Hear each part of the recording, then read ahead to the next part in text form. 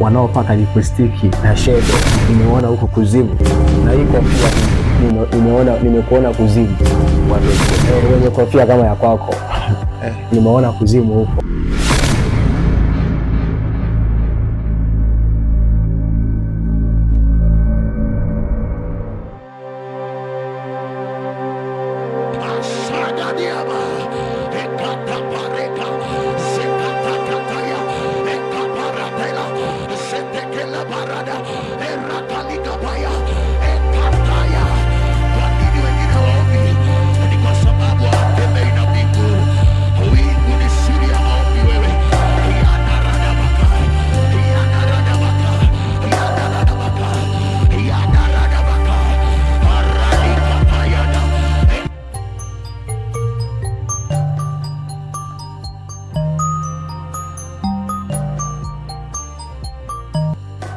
Kevi, Bwana Yesu asifiwe.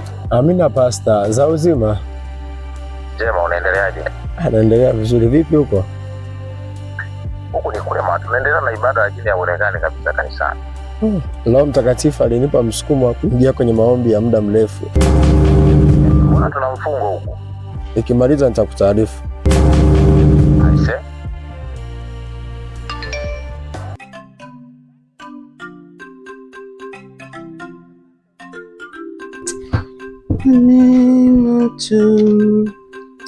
Moja, mbili, tatu, nne. Yakedebelia shegede na mahani. Watanisaidia tutaishi. Siku ya 3 ulikuwa wapi? Nimekasirika hivyo mama. Nilikuwa kwenye maombi mlimani ya siku 3 kavu. Maombi si mabaya, lakini si ungetoa taarifa? Unapomsikiliza Roho Mtakatifu si vema kuwashirikisha watu wengine. Haya, hata salamu hakuna. Mama nikusalimia nini na afya yote hiyo? Basi sawa. Mimi naongea na Mungu. Ngoja niendelee na biashara zangu.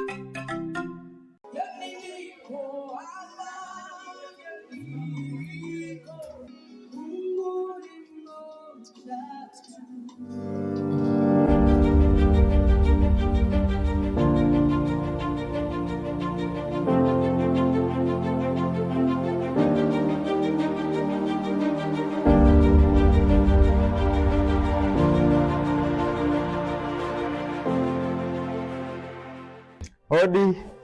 Karibu. Asante. Sheria ya bahada. Tumishi wa Mungu. Kevi, karibu sana. Asante. Naona upo unapata shule hapa. Hosea 4:6 maandiko yanasema watu wangu wanaangamizwa kwa kukosa maarifa. Kwa hiyo nimetoka kuomba, nilikuwa na maombi lakini baada ya hapo nikaona nipitie kidogo neno la Mungu. Kwa hiyo nilikuwa ninakula shule. Yes. Unajua ni Johnson? Hapa nilipo nimetoka mlimani.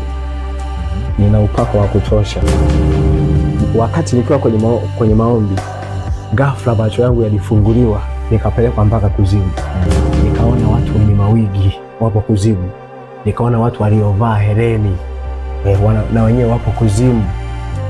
Wanaopaka lipstiki na shadow nimeona huko kuzimu, na hii kofia hii nimekuona kuzimu. Watu wenye kofia kama ya kwako nimeona kuzimu huko. Kwa hiyo ulienda kuzimu? Nilipelekwa kuzimu na Roho Mtakatifu. Ndio maana rafiki yangu mimi kila siku anakuambia silaha kubwa ya Mkristo ni kufunga na kuomba. Mimi silaha yangu kubwa kwa kweli ni kuomba. Ndio maana hapa nilipo nina upako wa ajabu sana. Naenda zangu nyumbani kuendelea na maombi. Sawa Kevin. Nashukuru sana. Sawa Johnson. Tutapata nafasi ya kuzungumza katika. Mungu akusaidie. Shekete pedia.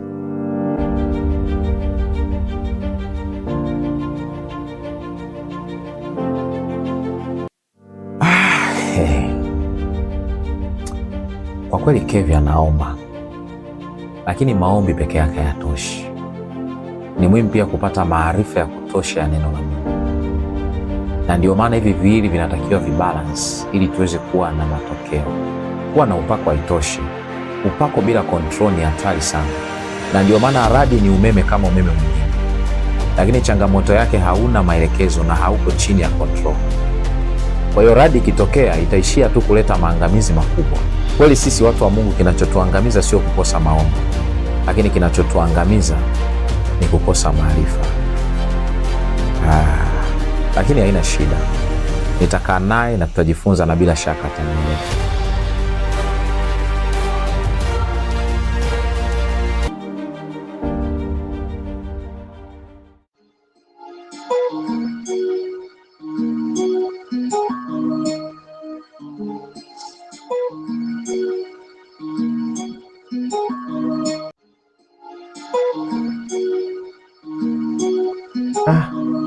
Kuomba naomba, lakini dhambi bado zinanitesa. Mimi ndo wa kujichua kweli mpaka nazini? Nahisi kuna kitu hakipo sawa.